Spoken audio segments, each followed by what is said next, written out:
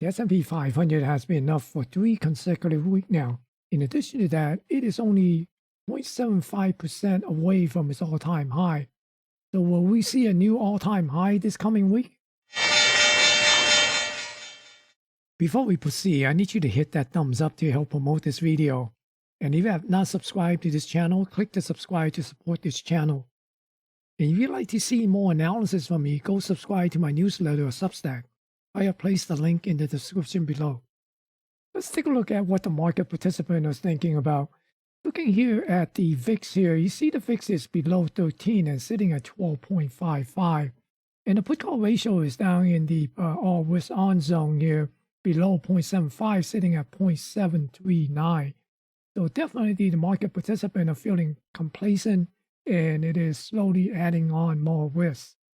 And here looking at the up-down volume ratio, we also noticed that there hasn't been that much of a selling pressure last week. In addition to that, the daily advanced decline also showing there hasn't been a broad market type of a sell-off. Now looking at the new high, new low, we are seeing the new high outnumber the new low here, and also the new high been increasing. So that's a good sign for the New York Stock Exchange.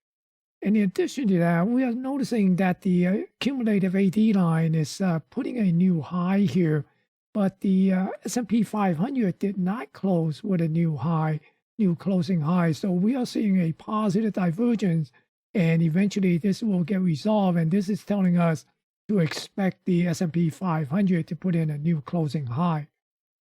And now looking at the NASDAQ up-down volume ratio is slightly more negative than the New York Stock Exchange, and also the AD, the daily advanced decline on Friday, show a little bit broader sell-off than the New York Stock Exchange. But the new high is still outnumbered the new low in the NASDAQ market, so which is a good sign. And also the number of stock making new 52-week high is holding steady. Now, for the cumulative AD line in the NASDAQ market, we notice that it is ticking down, while the NASDAQ 100 is ticking up. So that's a negative divergence, even on this short-term basis. So I'd be cautious on the tech stock until this gets resolved.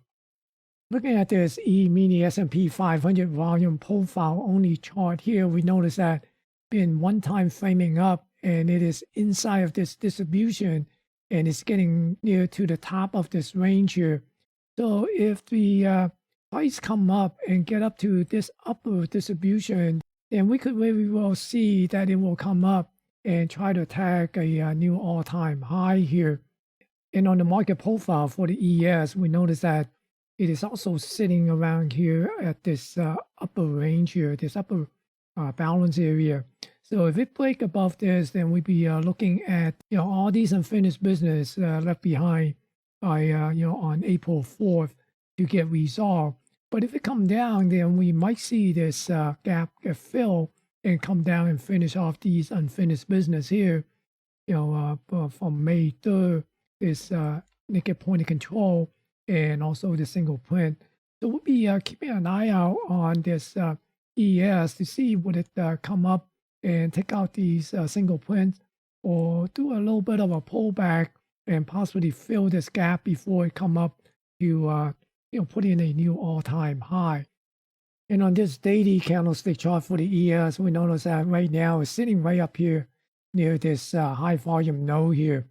So, and also the other thing is, notice that the market is pricing in the upper range less than the Globex all-time high. As a matter of fact, it is even less than the RTH all-time high. So that's kind of interesting to see that the market is actually pricing in a level lower than the all-time high for the ES.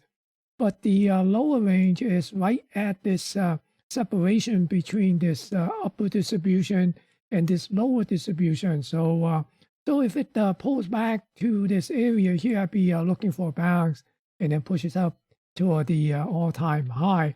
Now, in addition to that, I also have a 1x major move here that project up here to somewhere around 54.72 and a quarter, and then 80% is somewhere around 54.40 area. And looking at the SPY here, notice the SPY is in this upper distribution, and it is close to the top of this distribution here and very close to the all-time high. So the expectation is for this to come up and take out the all-time high. But notice also the market is pricing in the upper range to be above the overnight all-time high. So we are, pricing in to expect a all-time high sometime next week. So we'll see. Will price come up and put in a new all-time high?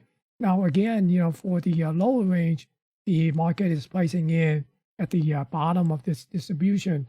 So once again, just like the ES, if it pulls back to this lower range before it put in a new all-time high, I'd be looking for a possible bounce off of that and come up to the all-time high.